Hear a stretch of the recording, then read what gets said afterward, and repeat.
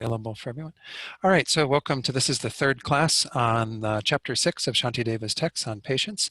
Let's go ahead and begin with a few prayers. So let me share those on the screen.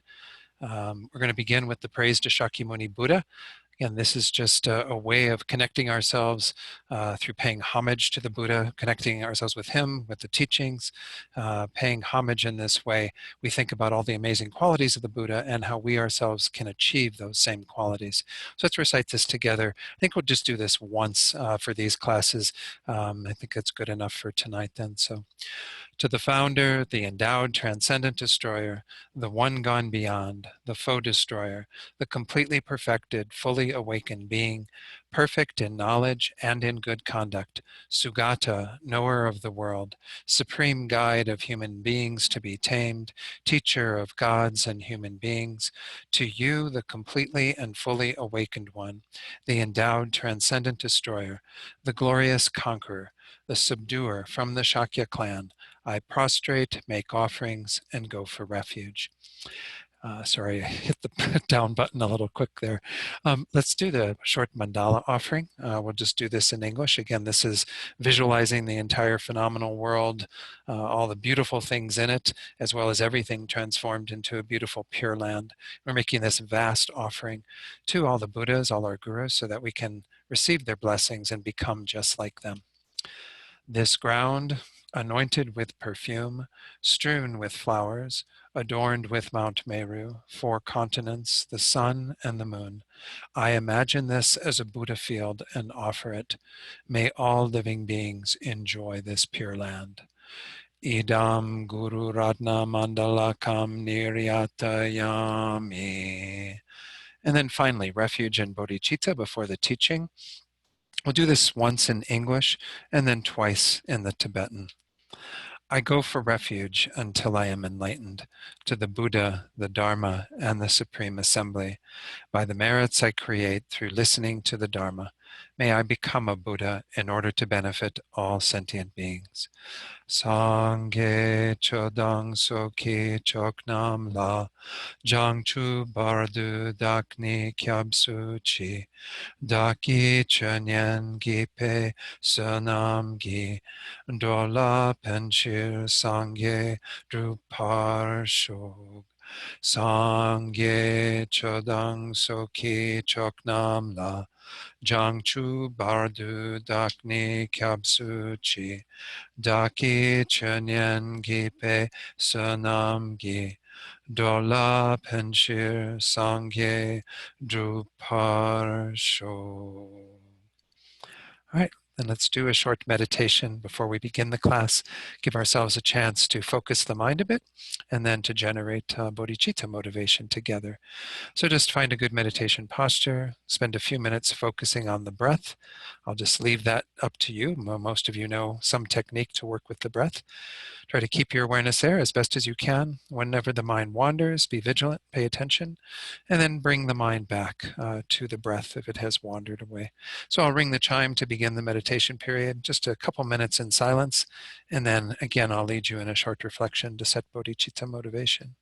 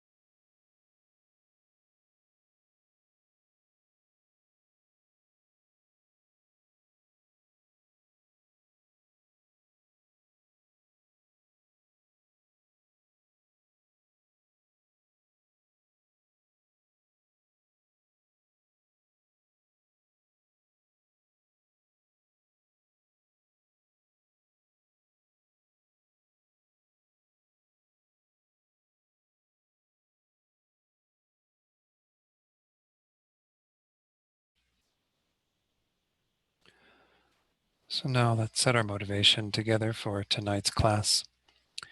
And to do this, I'd like to share some of the verses that we touched on at the very end of last week. We began working with this first type of patience, the patience that willingly endures suffering, the difficulties of life. And the first two lines we looked at from this section say, the causes of happiness occasionally occur, whereas the causes for suffering are very many. So first, just reflect on, in your own experience with this life, how true is that statement? And we do have to make a continual effort to find things that bring us some measure of happiness, that relieve the sufferings that we have, sufferings of hunger, sufferings of dealing with changing external situations, different environment, temperatures, weather, people, all these things constantly in flux. And we do sometimes manage to keep things somewhat in a happy vein. But that's only through great effort. The causes of suffering are actually around us all the time. So just reflect on this very briefly.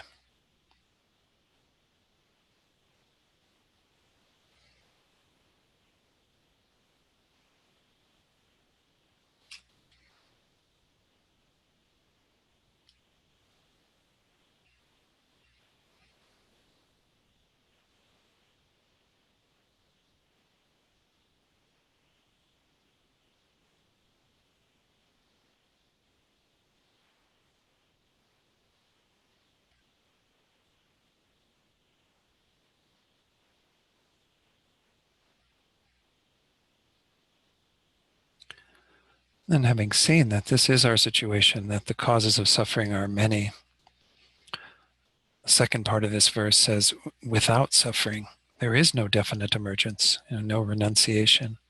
Therefore, mind, you should stand firm. So here the idea is that we need suffering in our lives to remind us of the unsatisfactory nature of existence,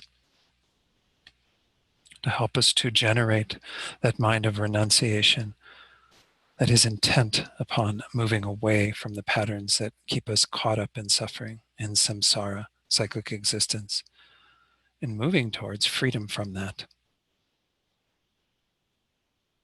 So here too, think about how necessary it is that you yourself accept your own suffering, recognize that it has a powerful tool to help us to be in touch with that motivation of renunciation that is the starting point for bodhicitta. It's the recognition of our own situation and, in a sense, self-compassion, the genuine wish for ourselves to be free from this unsatisfactory existence. So meditate on that for a minute or so.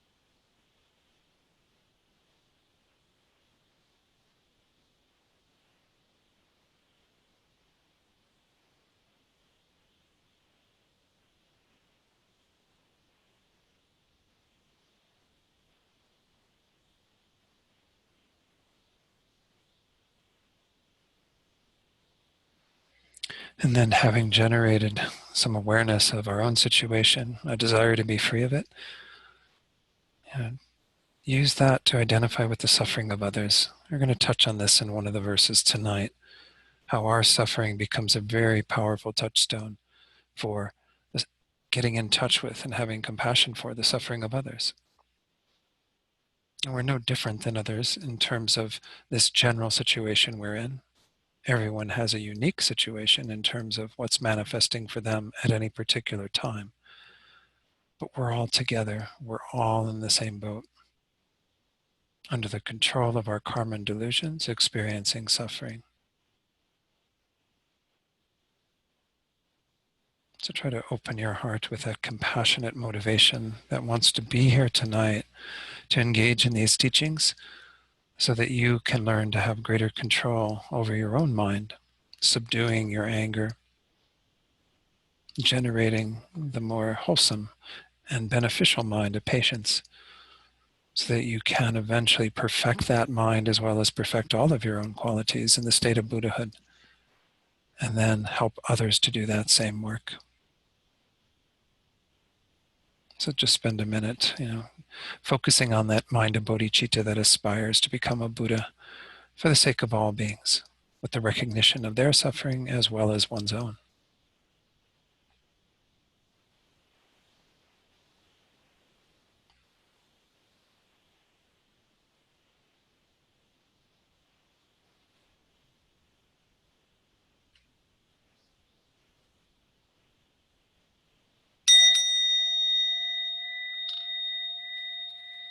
Okay, again, thank you all for joining me tonight. It's good to see you all. Let's go ahead and get started by taking a look at the slides and kind of catching ourselves up, to where we were last week.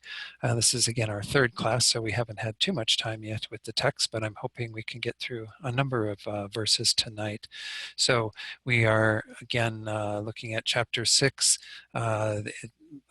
Tonight we start from around verse 14. I'm going to cover 12 and 13 that we went through at the end of last week. In terms of the outlines of the chapter, we see that again in the bigger outline of explaining the text of the chapter, we're in the second part already, because the first part was just that introduction of sorts, and that's applying to the mind the methods to establish patience.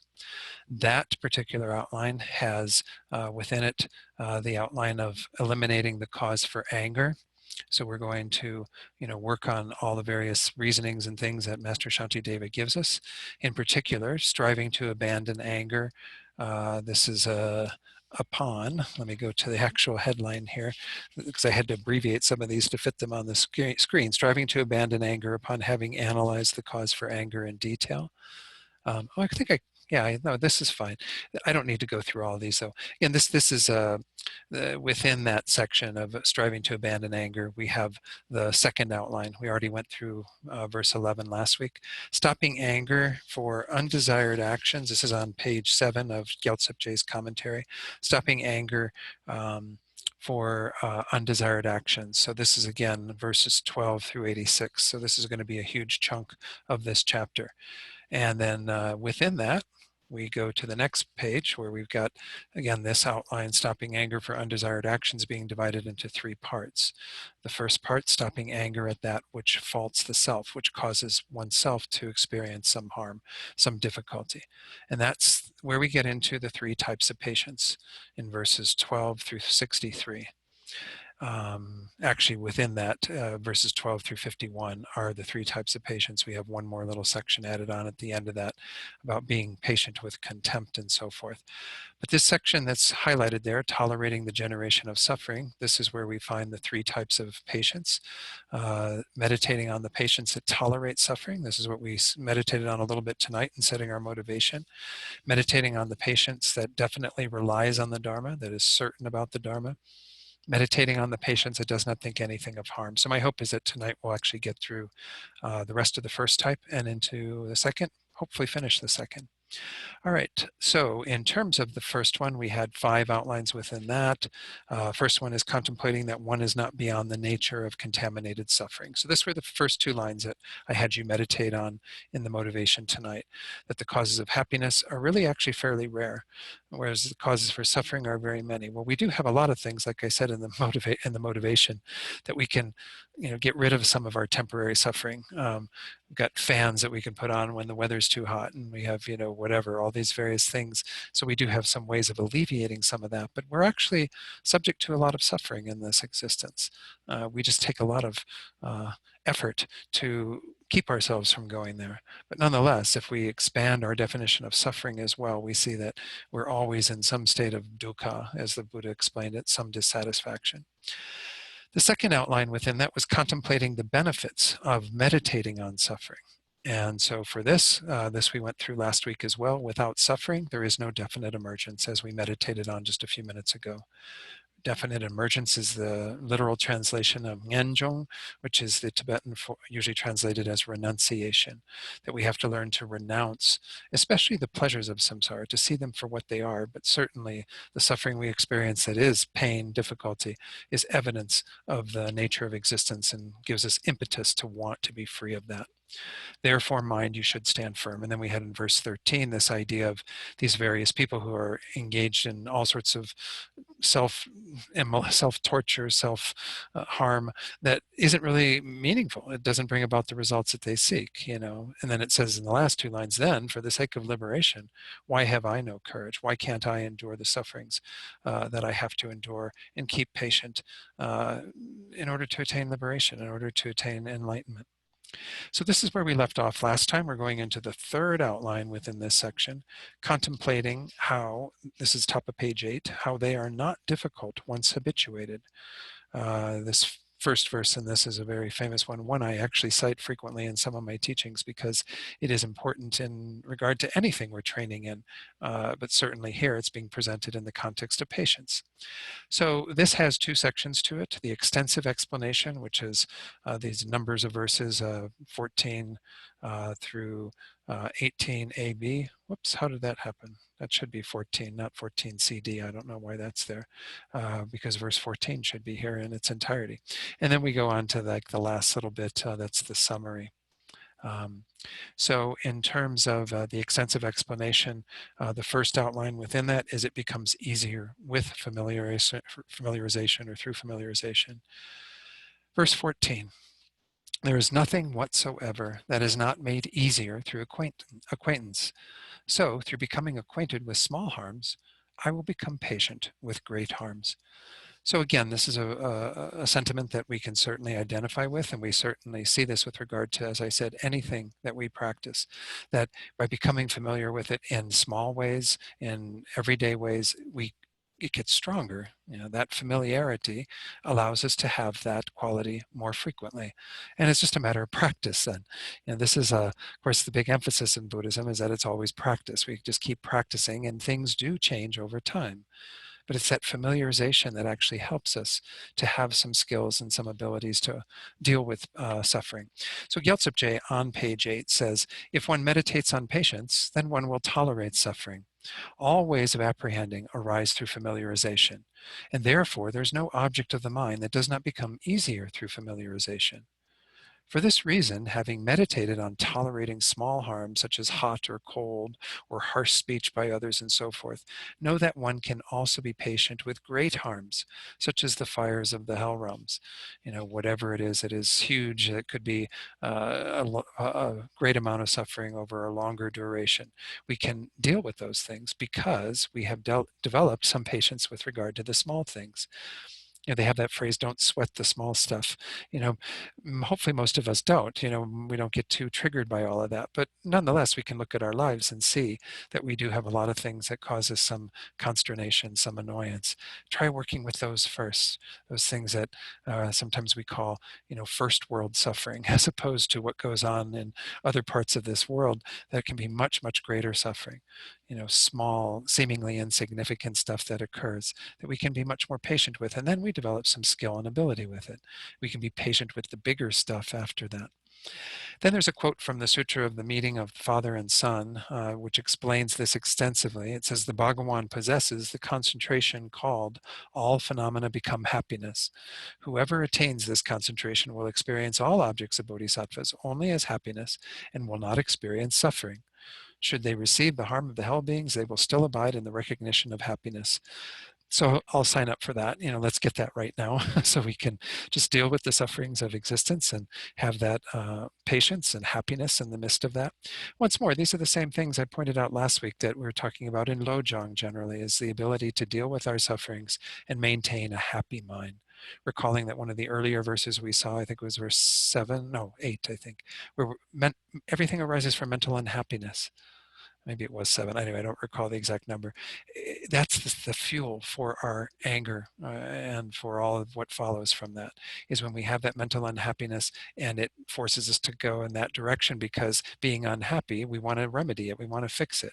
Well, if we're already happy at that moment, even when suffering arises, even when we get things that we don't want, even when we have to face things that are undesirable, then, again, that's an amazing skill to have, an amazing ability to have.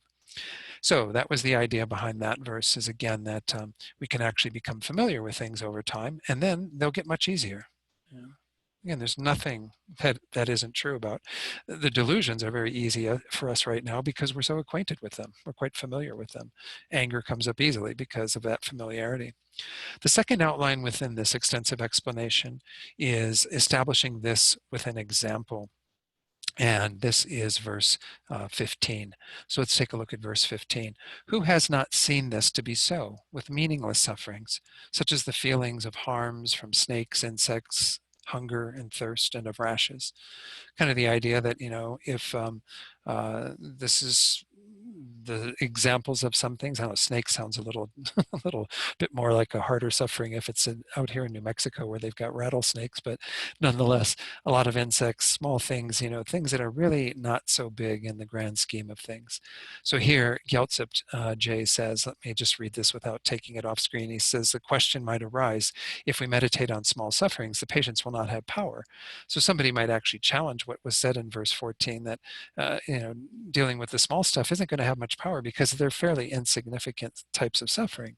The answer is, why do you not see that if one meditates on patience for small and absolutely meaningless sufferings, such as the feelings of hunger and thirst, skin diseases, rashes, and the like, that they then become tolerable? And if one does not meditate, they become difficult to bear. This is the proof in the pudding, is that if we actually work with these small things, they do become more tolerable.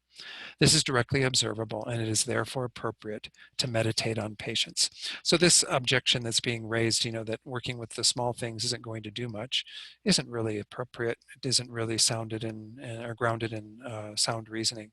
So the object to tolerate, this third section, verse 16 here, goes into what it is that we're trying to be patient with then.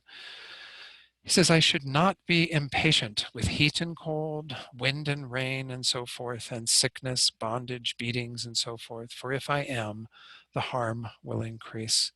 So again, some of these sound more serious than others, but nonetheless, we start off with what is small. We start off with the things that we can learn to tolerate, the variations in our weather and having to deal with unpleasant environmental things and what have you, people doing things to us that, again, might be of a lesser nature. Eventually, we can become more tolerant even with regard to greater things. But, if I'm impatient with these things, the harm will increase. This kind of once more gets back grounded in the idea of karma. All of these teachings are within that context, that if we don't learn to be patient, if instead we follow anger, we will end up doing things that cause us to face those same circumstances again.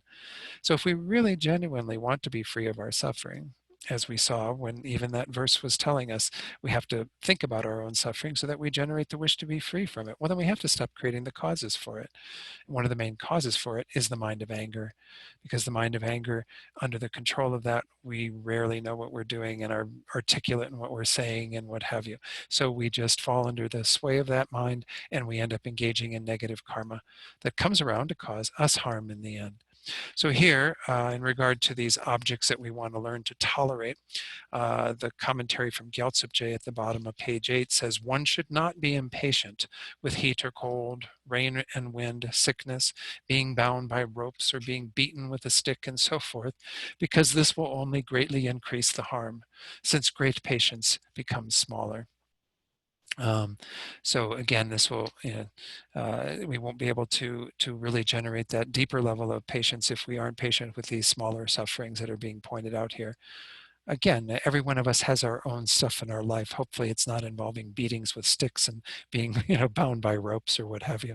But nonetheless, we've got things that we know we can start to work with, that we can start to be patient with. And then as we build up that toleration of those sorts of things, we become more patient with even greater harms, even more difficulties in our lives. So now we go on to the fourth outline. The fourth outline is through familiarity, the strength, let me put that on the screen here. Through familiarity, the strength of patience increases. This is the last verse and a half of this section. So let's go on to that on the screen. Verse 17 says, some, when they see their own blood, become especially brave and steady. But some, when they see the blood of others, become unconscious and faint. These come from the states of the mind being either steady or timid, says those first two lines of verse 18. So these come together because, this is really pointing out that it's all up to our own minds. It is amazing how frequently Shantideva's texts, I guess this was India at the time, but, look at the world we live in. It's not that different. There's lots of war and battle and what have you. But he talks about this idea of warriors out on the field, at that time probably using swords or something to, defeat each other. And some people become very courageous and brave when they see their own blood, when they see that they've been wounded. They become much stronger in the face of the enemy. But some, when they see the blood of others even, not even themselves, become unconscious and faint. It all has to do with the state of our own mind. Is our mind steady or is it timid? When I first read this verse years ago, I thought of Stephen Crane's The Red Badge of Courage, which I had to read when I was in grade school, I think. But it's kind of a similar idea, right? That, there's something that happens when people on the battlefield, get this red badge of courage. It kind of shows their being able to be in the face of battle and even bear wounds and what have you, and somehow make it through all of that. Again, it's an example. It's not meant to encourage us to try to, have that mindset on a battlefield or something. The battlefield that's being talked about here is the battlefield of our own minds, where we have to have that strength of mind that's willing to look at whatever is going on, whatever it is that we have to endure, and having the patience in the face of that. So, it says here, for a brave person, seeing their own blood upon being injured by a weapon will only increase their steadfastness and courage. Cowards will faint and become unconscious even when they see the blood of someone else. This does not come about through the force of the external object, the harm or whatever's going on out there, whether it's large or small, nor does it come about due to a soft or a hard body. It doesn't depend upon the strength of our own body in terms of that. It comes about solely through the mind. Being either firm or fearful, being either, timid or strong within, that context. Therefore, one should strive in meditating on the patience that tolerates suffering. So the idea once more is it all comes down to our own minds. And we do see this certainly. And these teachings aren't meant to look at other people and diagnose them and know what's going on with them and where they have faults or problems or difficulties. But we can often use people as an example to see that with regard to ourselves, and then to encourage ourselves to either work harder or to acknowledge what work we have done and keep doing it. But we can see how people have different levels of tolerance for various types of suffering.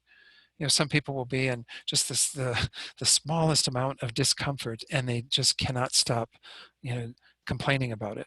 And then there'll be other people who can be in the same situation and they're perfectly fine. Well, where does that come from? It comes from the mind of the person. The external situation can often be exactly the same. It's interesting. I'm not flying this year, obviously, with everything going on, but when I would normally fly for these 6 months, you get into situations where flights don't take off on time, or there's problems on board the plane or whatever.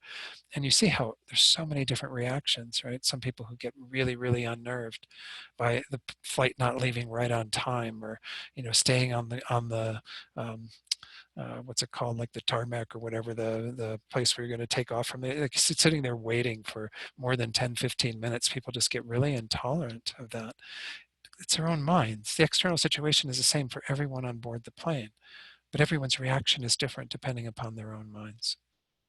Okay, so let's go on and look at the summary that comes from this. Whoops, skipped a slide there. The summary under this contemplating how they are, where's that? Contemplating how they are not difficult once habituated. This is the next 4 lines. Therefore, Shantideva says, I should disregard harms and be unaffected by suffering. treat them like water off a duck's back, like they say. Just, it comes into your life and it eventually will go away. We don't need to be so caught up in every moment of discomfort or harm or difficulty. And he goes on to say, even when those who are skilled are suffering, their minds remain very lucid and undefiled. Once more, we can see that in regard to examples around us. We can see that in regard to ourselves to some degree, the things that we can tolerate, and then giving ourselves the encouragement to continue to tolerate greater harms, greater suffering. I'm going to read this while keeping the screen on since it's fairly short. Gyaltsab Je on page 9 says, therefore, one should make one's mind stable, disregard any harm received, and not be influenced by the suffering. They who are skilled in meditating on the Mahayana path, although receiving sufferings, through meditating on patience, remain with their mind clear and not polluted by anger. Of course, it's interesting, he points out in there, the Mahayana path in particular. Recall that, once more, these are all in the context of the Bodhisattva path, of the perfection of patience. So we want to engage in all of these, not just for our own sake, not just to have a patient mind in the face of our sufferings, but because we want to be a benefit to others. We don't want to cause them harm. So now we go on to the fourth outline within this meditating on the patience that tolerates suffering. This is at the bottom of page 9 of Gyaltsab Je, the benefits of striving to abandon the afflictions. So it says there, when war is waged against the afflictions, much harm is caused at the time of battle. In other words, we have to endure a lot to do that work. The victorious heroes are those who, having disregarded all suffering, vanquish the foes of hatred and so forth. The rest slay corpses. If we're talking about this battlefield analogy, the beings who are killed out on the battlefield, that they think, oh, I'm killing the enemy, those are just corpses, literally, because those beings are going to die eventually. Whereas if we don't kill the delusions within our own minds, especially our anger, those enemies are going to keep coming back. They're going to keep rising up against us. So let's take a look at the page 9, the commentary from Gyaltsab Je. He says, the objects of abandonment, such as the affliction of anger and their antidotes, are at war. So we have these two things that are at war in our minds. If we're doing our Buddhist practice well, if we're just simply letting our anger run rampant, then there's only that one, and we're not having a battle at all. We're just letting them totally obliterate us. But if we have this battle what's going on between the antidotes, everything we're learning in this chapter that is meant to kind of keep our anger from arising. And again, not suppressing our anger, but just annihilating it, because the causes aren't there, because that anger isn't going to arise. So there's this battle that's going on between these, and during the time of waging war, many sufferings arise. So this is, again, this idea that we do have to engage in some pretty strenuous stuff to combat those states of mind. They're not going to go away on their own. They haven't so far. We've had them since beginningless time. They don't just naturally fall to the wayside. These enemies in our own mind that we're doing battle with, especially anger, is something we have to make a concerted effort to defeat. If we don't do that, again, it's just going to keep rising up again and again.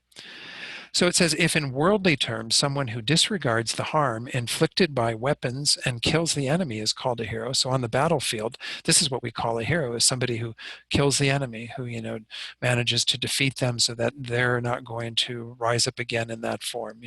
They think that they've done such an amazing thing of killing that person on the battlefield, and we call them a hero.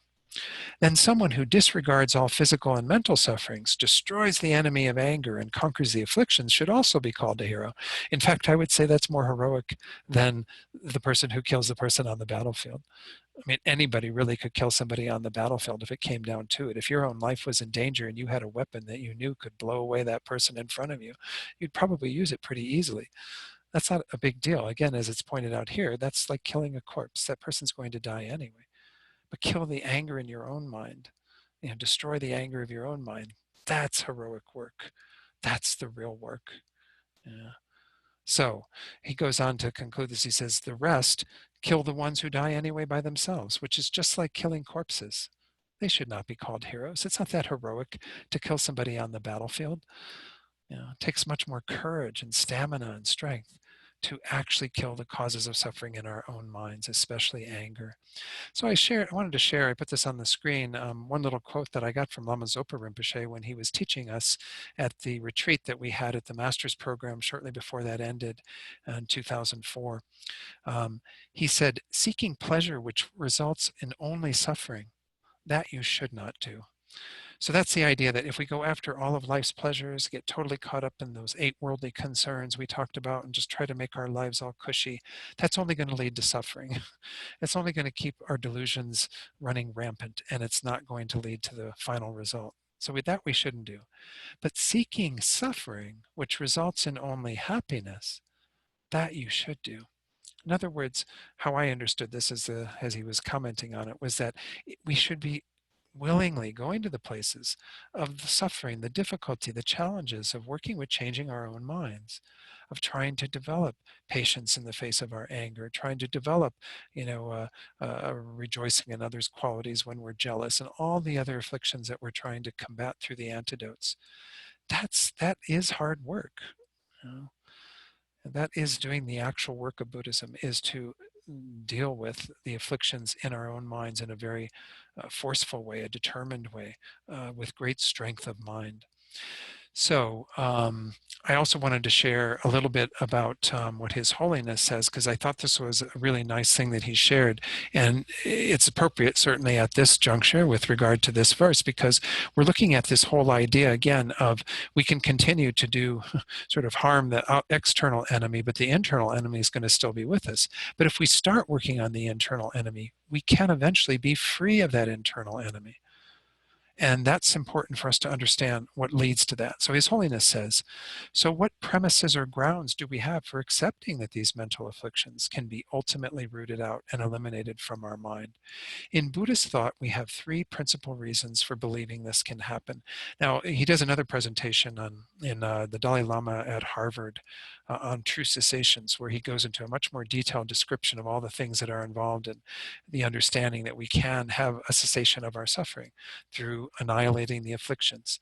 But I like this encapsulation of it in these 3 principal reasons. You may have read this if you read ahead in His Holiness's book. The first reason is that all deluded states, including anger, all afflictive emotions and thoughts, are essentially distorted in their mode of apprehension. They're not looking at things right. That's why we call them delusions, right? They're deluded. They are not grounded in truth.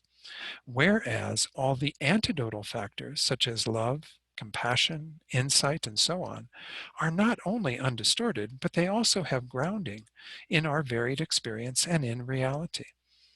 So they lack any distortion and they are grounded in truth.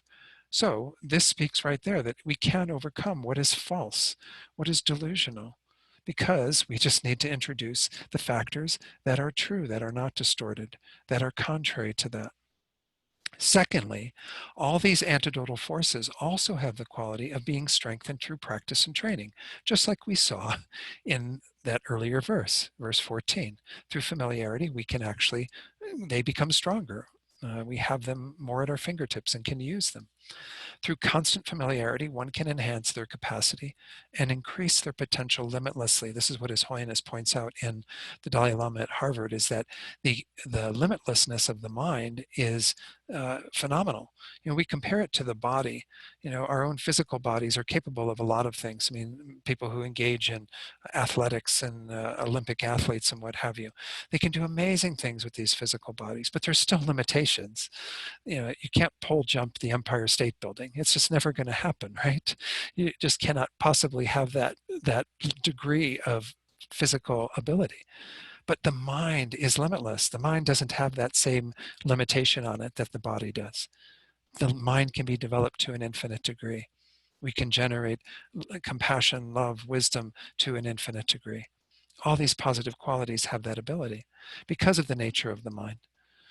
Then we go on to the third reason His Holiness, he says, so the second premise is that as one enhances the capacity of these antidotal forces and increases their strength, one is able to correspondingly reduce the influences and effects of these delusory states of mind. As one goes up, the positive ones go up, the negative ones go down. They become lesser in their prominence in the mind. Then the third premise is that the essential nature of mind is pure. This is what we mean by, again, our Buddha nature.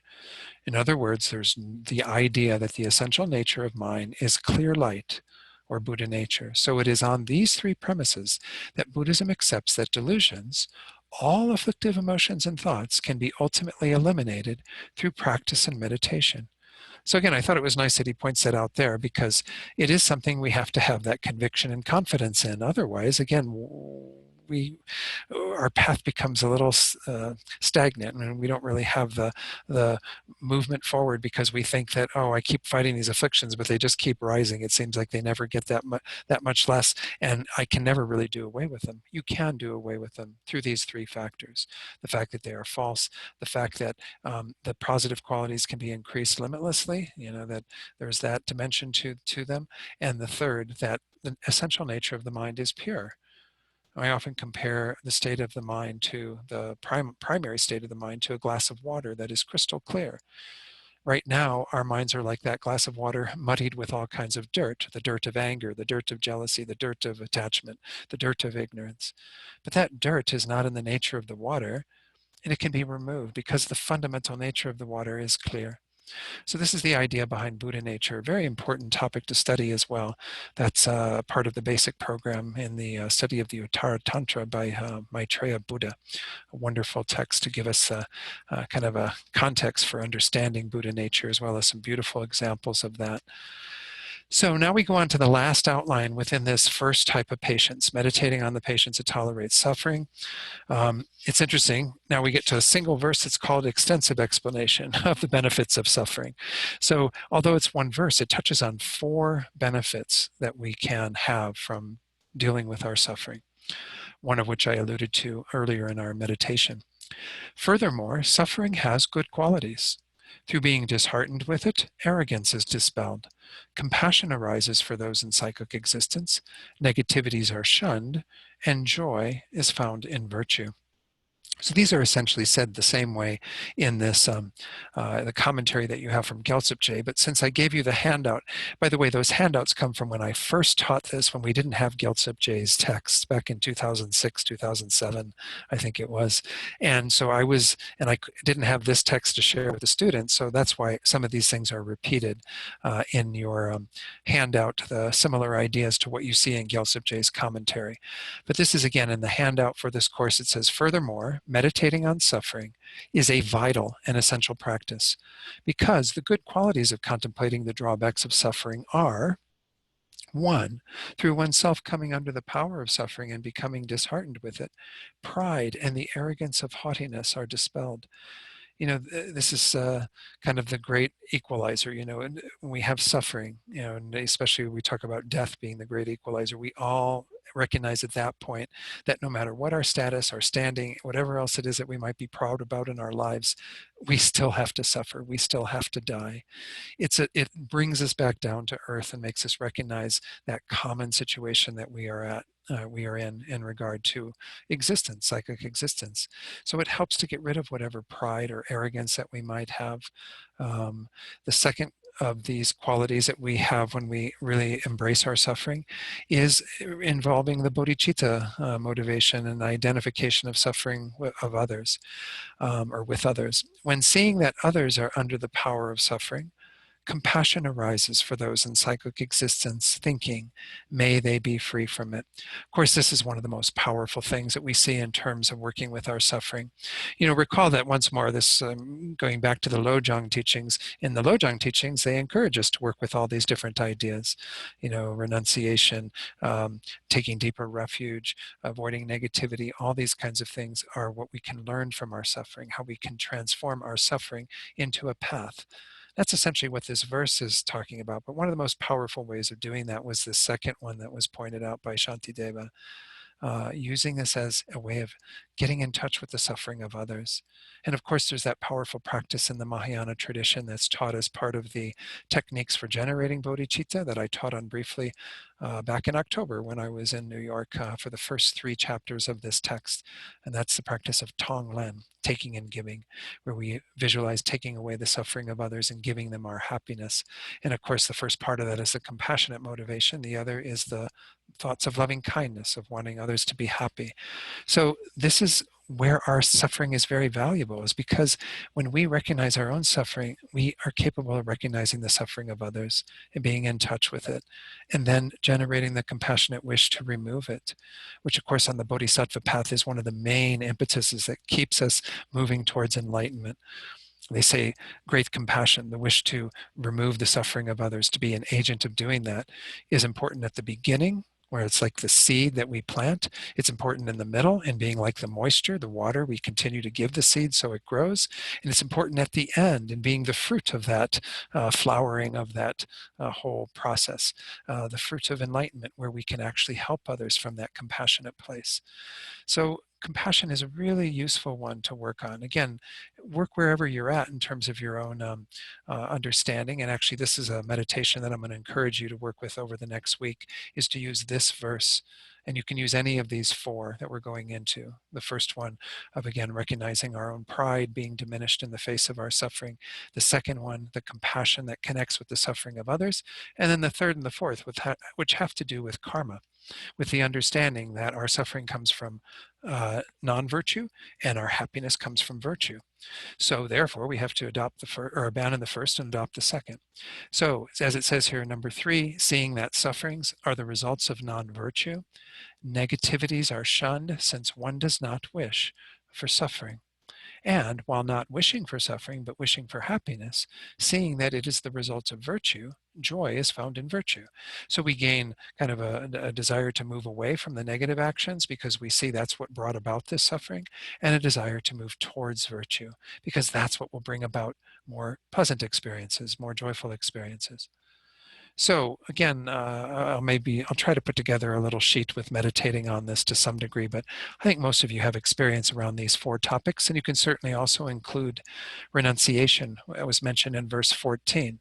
That's also a very powerful way to use your suffering so that it becomes a doorway through which you can use it well, use your suffering in more positive ways.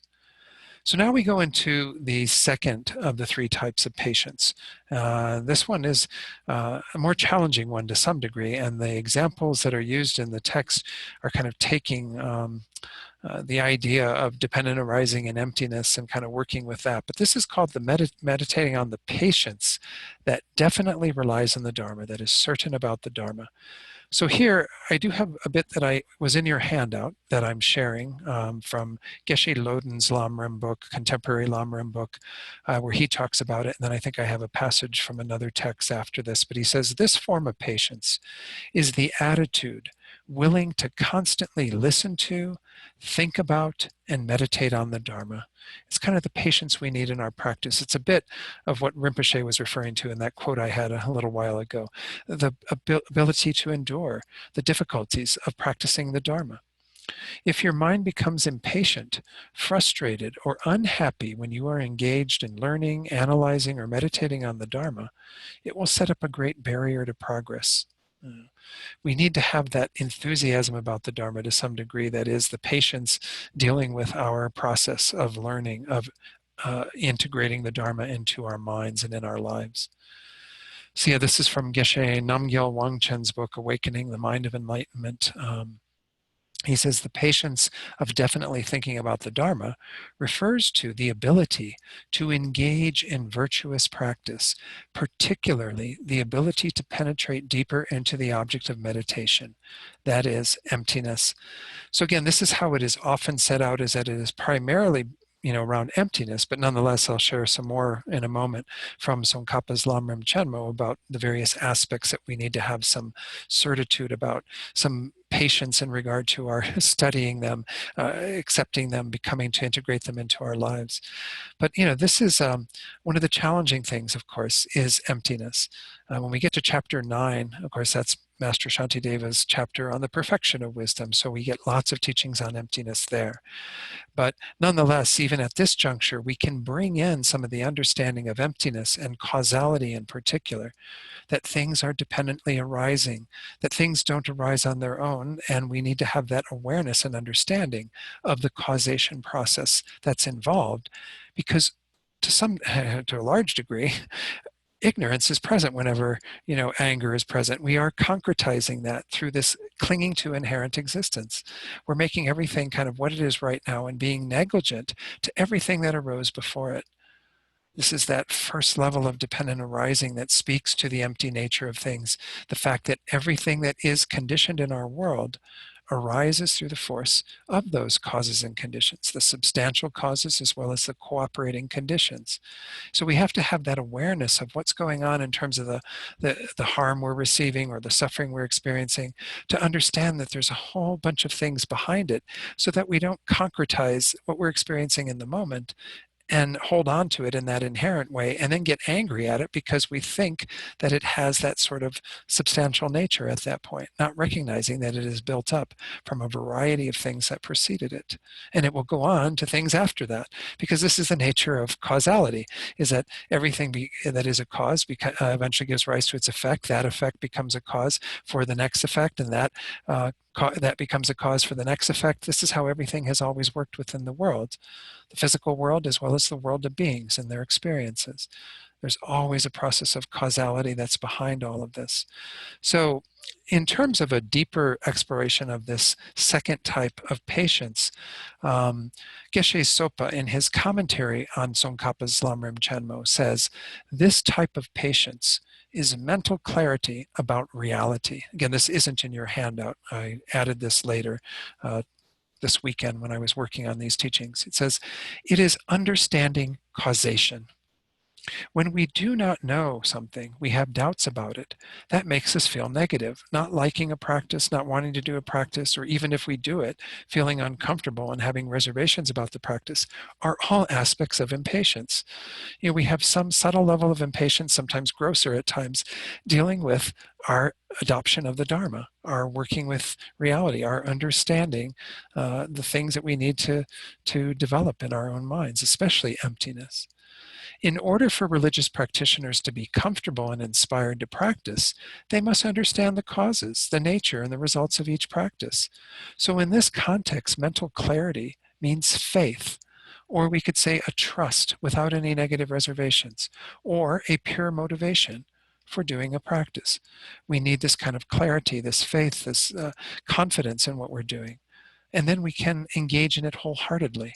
But with the impatient mind, we will always have obstacles to fully engaging in our practices and so on.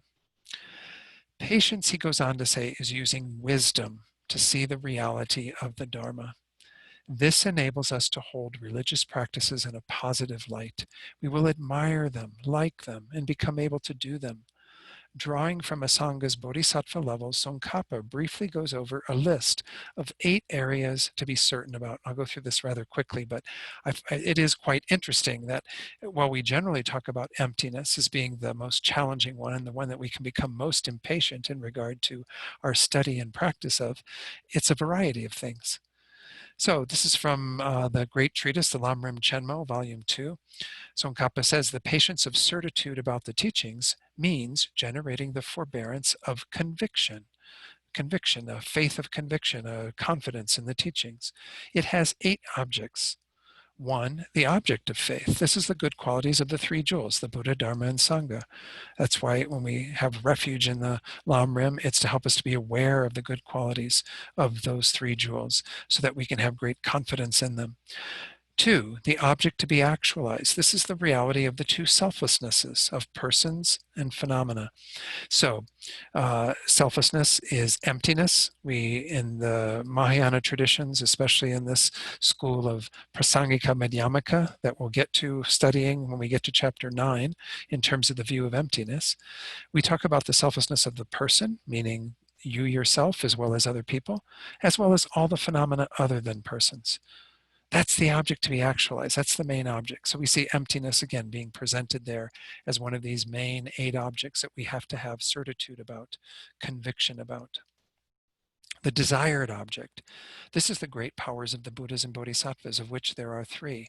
The power of the superknowledges, the power of the 6 perfections, and the power which is innate. I can't say much more about those. I'm just going to let that go for now, but obviously this is about having some object of what we want to attain, the powers of these Buddhas and Bodhisattvas that we ourselves are desiring to have. All the various powers that are discussed in the traditional teachings of the Buddhas, the 18 unshared qualities and so on. Again, those are studied in the basic program in the Ornament for Clear Realization in chapter 4 of that text. But the idea is that we have to have some certitude that these are attainable, that we can get to those desired objects. And then we have the object to be adopted. This is wanting both the cause, good deeds, and the effect of these deeds. So again, we need to have adopt all of the things that will lead us to happiness, just as we saw in that previous verse. We also want to have have certitude with regard to the object to be discarded. This is wishing to avoid both the cause, misdeeds, and the effect of these deeds. So again, we have those two kind of paired together. We need to be certain about what it is we need to adopt, good actions, what it is we need to discard, bad actions, misdeeds. Then we have the object of meditation that is the goal to be achieved. This is enlightenment, and the object of meditation that is the method for achieving the goal, which is all the paths of training in the spirit of enlightenment, bodhicitta, and so on, and all the way through the path. So those two are kind of paired together often. And then finally, the last one, the object of subsequent practice through study and reflection. And here Lama Tsongkhapa says, according to Drolongpa, this refers to the province of what is to be known, such as impermanence and so forth, all the various teachings of the Buddha. The power lineage chapter of the Bodhisattva levels mentions that the 8th, this one, is the sublime teaching. Meaning, the 12 branches of scripture, what are often called the 12 baskets or branches of scripture that are summarized in the 3 baskets of morality, concentration, and wisdom, Vinaya, Sutra, and Abhidharma. So he says, I think you have to take it as being this. Essentially, it means all the Buddha's teachings. So going through those very briefly, we see again that we have these 8 things that Tsongkhapa has identified that we need to generate some certitude about. But one of the most important ones, again, is that second one, the 2 selflessnesses, emptiness. So Lama Tsongkhapa concludes this section by saying the way to have conviction, to generate this certitude, to be free of the impatience, is to become certain about these objects just as they are, and then to think about them again and again, apprehending them without conflict. So this, in giving advice and all this, I've shared all of this because I think it's important that we get a deeper appreciation for what this second level of patience is all about. Because when it gets applied in the verses, when we go back to those shortly, Shantideva is just taking the understanding of causation and dependent arising and the reality of things as an underpinning for us being able to be patient in the face of harm still. But nonetheless, we are talking about developing a greater sense of patience that is willing to investigate the teachings, be with the teachings, even when they're uncomfortable and hard to practice, and and continue to engage in what meditation, what practice that we can to overcome all of that, to be certain about the teachings, to have a determination then to engage fully in them, which almost kind of feeds into the next perfection, the subject of the 7th chapter, which is the perfection of this joyous enthusiasm for our Dharma work, for our practice. So again, there's different flavors to this one, and why I wanted to bring that up is really just to emphasize once more that this is part of our developing patience. We can talk about patience in regard to just the general sufferings, that first one, and the third one we'll get to, which is when somebody is actually harming us, physically, verbally, what have you. That's a very specific situation that is a form of suffering that we need to be using slightly different tools with, because there's a person involved there, a person that we could harm with all of our anger and so on. Whereas when you're ill, you may harm other people because you're angry at your illness, but nonetheless, you can't do anything to your illness. Your illness isn't going to be damaged by your anger. So we can damage other people. So those two are set aside, and they're really quite easy to see. This second type of patience, this one we're going into now, has these other dimensions to it, which is really generating a patient mind with all of our Dharma practice, with all of our meditating on the Lam Room, with our assimilation of the Buddha's teachings in our lives, but especially emptiness, especially this idea of understanding the deeper nature of things.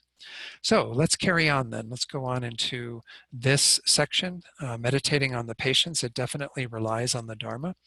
There's an extensive explanation and then a 2-verse summary. The extensive explanation, which again begins on page 11, we have anger and those getting angry depend on causes and hence lack independence. So this is, as I said, where we kind of investigate the whole idea of causation going on with regard to our getting angry as well as those getting us angry, whatever is happening, how we kind of see that it's a causal process. Then we go into the other 2 outlines. I'll come back to those when we get to those. So anger and those getting angry depend on causes and hence lack independence. This is what we mean by emptiness, is lacking independence, that things have a dependent nature. They lack any independent existence. This is divided into 2 parts. Anger and the angry person are not independent. And then we'll go into their causes and conditions are not independent as well. So we're kind of getting at the nature of things by looking at this, understanding them through the process of dependent arising, which is the understanding that complements emptiness. Dependent arising, meaning that things depend upon their causes and conditions and so on. This is the coarser level of dependent arising. Emptiness, meaning that they are empty of independent existence. They can't exist independently if they are dependent upon causes and conditions. So going on, this first outline has 3 sub-outlines. The first one, why it is unsuitable to be angry with an afflicted person. This is 2 verses. Let's go into those 2 verses now.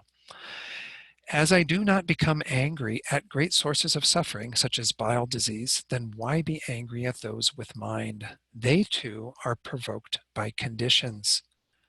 For example, although they are not wished for, these sicknesses arise. He said bile disease or whatever, but any sickness or coronavirus, it arises from, the COVID-19. This whole process is arising through, contamination with the virus and the virus infecting your lungs and so on and causing all these various problems. There's various causes and conditions. Although we don't wish for it, the sicknesses arise when those causes and conditions come into play.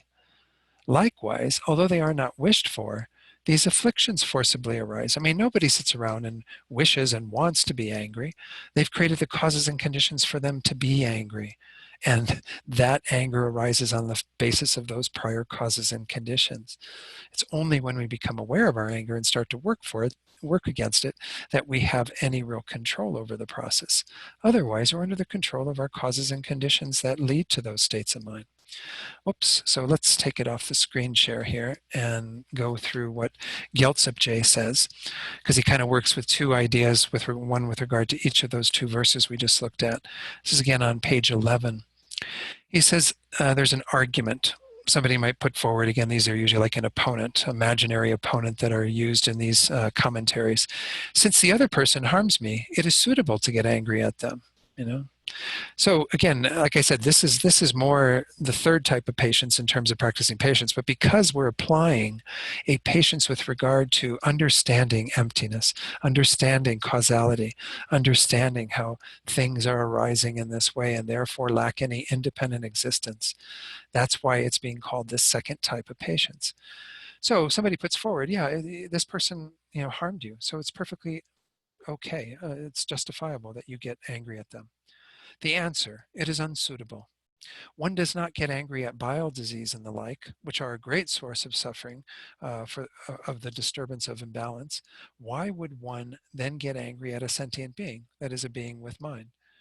In other words, we're discriminating here. We're saying, okay, I get harmed by an illness over here, coronavirus or whatever. It's going to come into my life and cause all kinds of mayhem and suffering.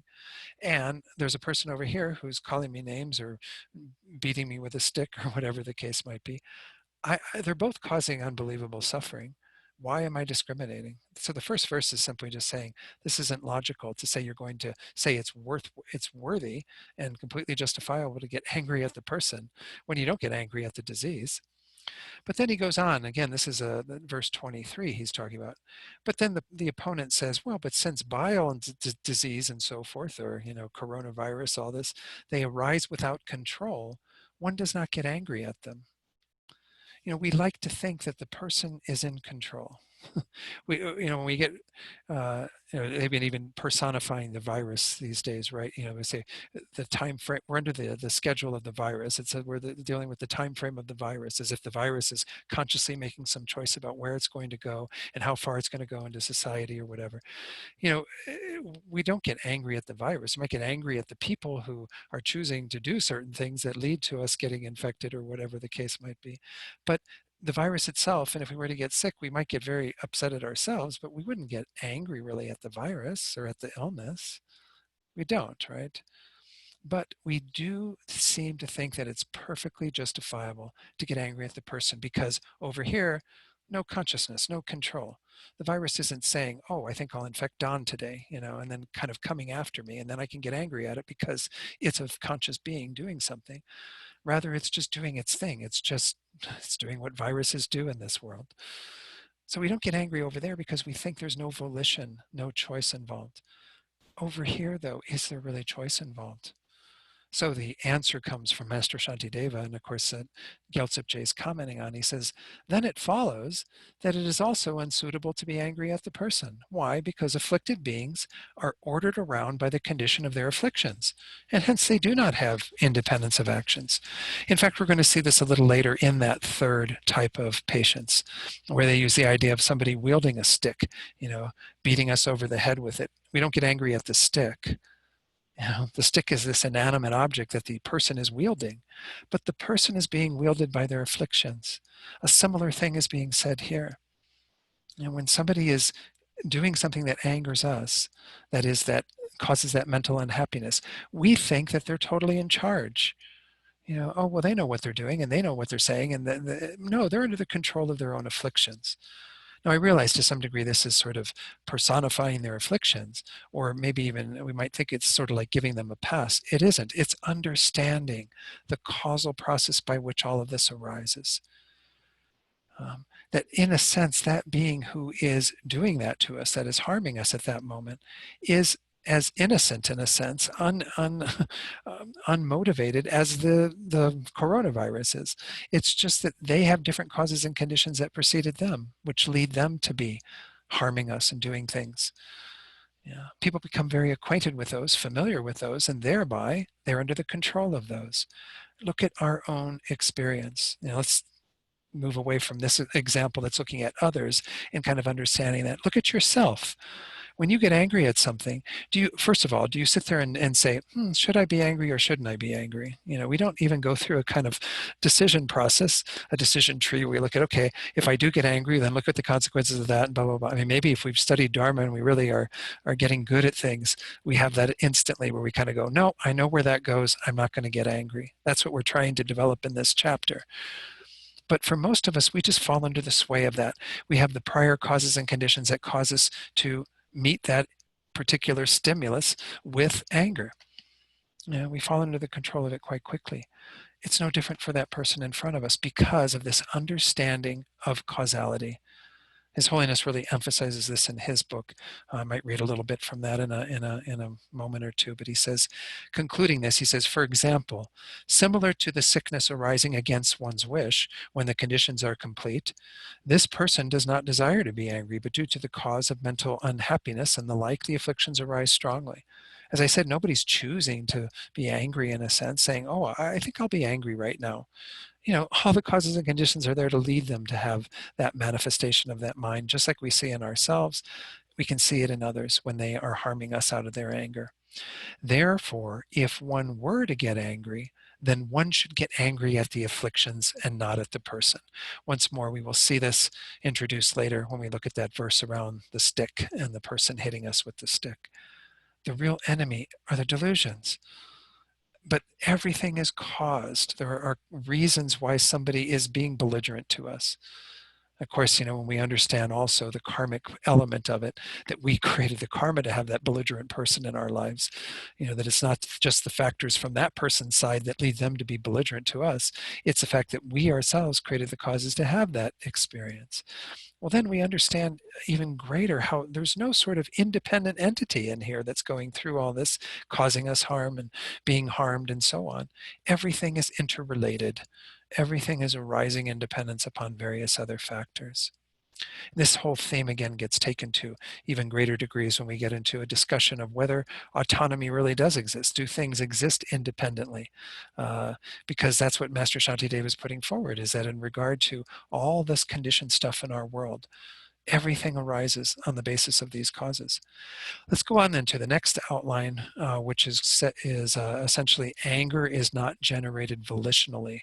Again, something we've already touched on, the idea that this is not something we choose to do. Without thinking, I shall be angry, people become angry with no resistance. And without thinking, I shall produce, likewise, anger itself is produced. So whether we talk about the person in whom that anger is produced, or their mind, or whether we talk about the anger itself, there's no kind of volitional component to it. It's rather that everything is there that leads us to having that arise. There's no real intentionality behind it. So the argument is put forward by an opponent, again, says, since the other person thinks I shall harm, it is not the same as with the afflictions. There is actually an impetus, an intentional volitional component. The answer, though, that is given through Shantideva's verse as well as Gyaltsab Je's commentary at the top of page 12, although the causes do not think, I shall generate anger, when the conditions are complete, then beings generate anger without any choice. Although afflictions do not think, I shall generate, anger is generated likewise. They do not have any freedom of action. So then it says again, we can relate the first part to the person, the first two lines, and the second to the condition of the afflictions, the anger arising. Neither of these have any intentionality or volition. They arise on the basis of their causes and conditions. We use this phrase very frequently in our Buddhist teachings, right? That we say that sentient beings are under the control of their karma and their delusions. It's a really important phrase because even once we gain some awareness of all of this, we still see how much we are controlled by all of this. We can get up on a day when we're feeling really good and we have a very positive outlook, and then karmic conditions ripen and we have certain things that come into our lives that ruin the whole day for us. And suddenly, we see then through the force of our own conditioning in our minds that we react to those things negatively. We really are under the control of these factors. Having an awareness of it is the first step, trying to do what we can to work with that, to change the mental states at least with regard to what is arising in our lives. That's the deeper work. But recognize that for most beings, if they don't have that deeper work in place, if they haven't begun this process of looking at their own stuff and begin to take ownership of all of this process and change it, then they're totally under the control of that. I sometimes use this phrase when I am teaching about how we can look at other sentient beings who are harming us. And again, I never heard this from a Tibetan teacher, but this is my own way of looking at this that I think is relevant. In a sense, we can say that that being is doing the best that they can. That's one way of framing it.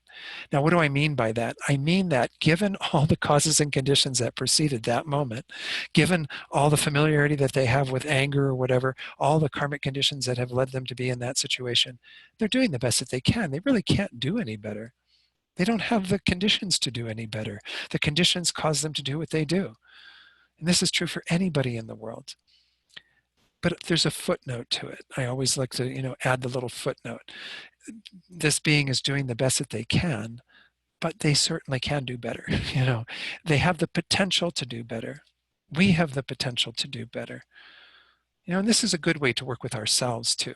That self-compassion that recognizes that if I end up stepping in it, tomorrow and say something that I regret, well, okay, I did the best that I could, given everything that ripened at that moment, all the causes and conditions that led me to open my mouth and say something stupid to somebody, something harmful. Well, then I can be much more forgiving of myself and recognize, I did the best that I could, but I can do better.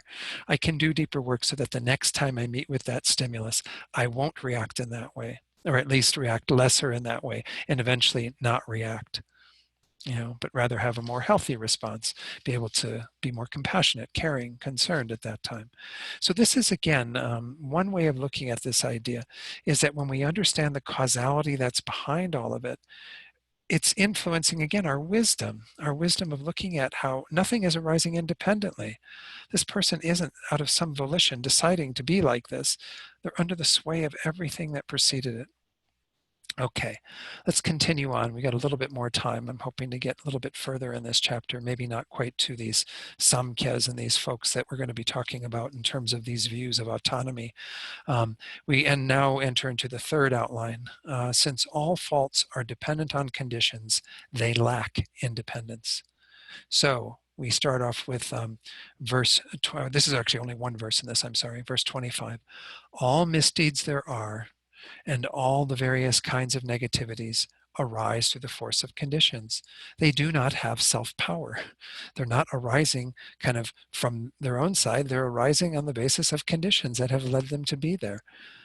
Gyaltsep Je says, middle of page 12, all the faults of afflictions that are found and the variety of negativities that arise from them also arise through the force of conditions and do not have independence, similar to it not being suitable to get angry at water flowing downhill.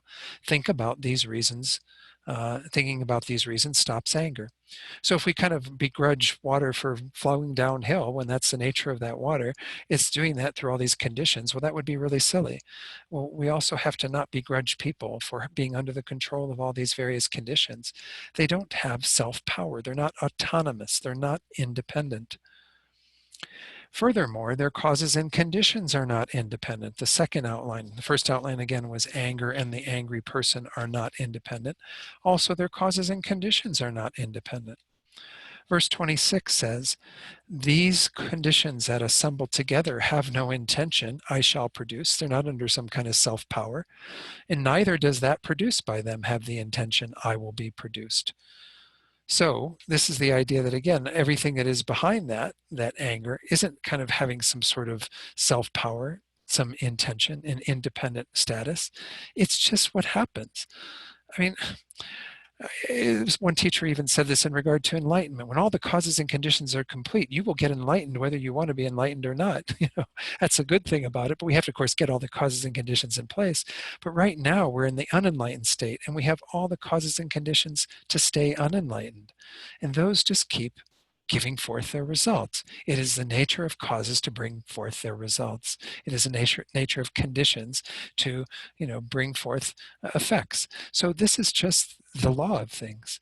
Things don't have some sort of self-power. This is what's going on all the time around us. That's how everything is arising. We can see it in the complexities of the physical world, but when we get into the world of sentient beings and their experiences, when we include karma within this idea of cause and effect, then of course we see that we've got all kinds of things playing a role. Why somebody gets angry at us is because they have the seeds of anger in their mind from having gotten angry before and not done anything to curtail it. And then they have met with certain causes and conditions through their karma, and then they are responding in that way to us. So again, that's just causes and conditions happening. Would we get angry at water doing what it does, of flowing downhill and saying, it's not supposed to do that. It's supposed to have its own self-power and flow back uphill. No, it's just the causes and conditions that lead it to do that. So now we do get into this section, and maybe I'll just introduce this because this is a pretty heavy-duty section that we're getting into, and I even was tempted to not go into it so much, refuting the existence of independent causes. In this section, we're going to be going into a couple of ideas, refuting the independent self and primary principle that's taught by the enumerators, or as they're called, the samkhyas. This was a Hindu school that still does exist, apparently. It's a branch of Hinduism. Then we have refuting the independent self of the logicians. These are the Nyayika, Brahmanical followers of the Nyaya school of logic. And then finally, understanding all beings to resemble emanations, anger is unsuitable.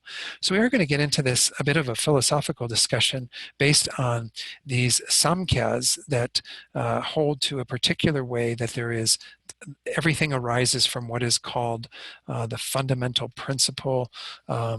His Holiness the Dalai Lama goes into this a little bit in his book. He says in verse 27, we find a refutation of certain views held by non-Buddhist schools of Shantideva's time, particularly the views of two principal schools, the Samkhya school and the Nyayika school. The idea that is being presented here is that no things and events arise out of their own choice. None enjoys an independent status. So in order to fully argue for that, one has to anticipate other rival theories, other groups coming up to you and, negating what you say or kind of taking issue with what you say. So, if they have a view or position that there are certain types of events and things which can enjoy this independent status, and they're going to put that forward. They're going to say, no, things can exist independently. We've been talking about their dependence upon causes and conditions in these last few verses. Now these kind of noisy people in the room come forward and say, but don't things arise in this way? And they put forward certain things that, of course, Buddhism refutes as not making sense, as not being logical. So of the two examples which I have given here, the first is the Samkhya theory of Prakriti, which is a belief in some kind of primary substance, or again, this principle, the general principle, the foundational thing from which everything arises. It's not emptiness. I mean, they're not talking about emptiness here. They are talking about a sort of permanent phenomenon that exists in an independent way that when it meets certain causes and conditions gives rise to the varieties of things that we experience in our world. And he says, Prakriti is described as the underlying substratum from which arises the whole phenomenal world, as if this primal substance were the essence that creates the entire phenomenal world. The substance itself is independent, eternal, and absolute. The Nyayika school maintains that self similarly enjoys this independent, absolute, eternal sort of status. So that was, again, I don't know in the new edition where that is. It was on page 41 of the older edition of His Holiness's commentary on chapter 6. But so again, we don't have time to get into this tonight, and it's probably best not to go too far with it because we're at the end of our hour and a half together. So this is what we're going to get into in the beginning of next time, is this idea that still within this second type of patience, kind of using the teachings on causality and emptiness to be an underpinning for our practice of our patience, and to develop patience even with regard to the understanding of that. Maybe I'm testing your patience tonight by going into some of these things, but this is where Shantideva is taking us, is to look at how do we kind of bring an understanding of the Dharma in this way to really help undermine our anger, because he does get into that. That's again the third outline within this section that we're in right now, where he says, it's inappropriate to get angry on the basis of this understanding. But it's also to help us to develop within ourselves that patience that remains certain in the Dharma, that continues to pursue our teachings, even when the going gets tough, even when we have challenging concepts and things that are hard to get our heads around. So are there any comments or questions about tonight? You can put them in the chat box again. Recall that once more in the chat box is the link to where the readings and homework meditations will be. Again, about 24 hours from now or so, you can check. They should be there even before then. That may even be where the links to the videos are, right? I think so. But is that correct, Sheila? Yeah. So if you wanted to watch any of the previous teachings, or if you miss one, certainly you can go there and you can partake of those then. So any comments from anyone?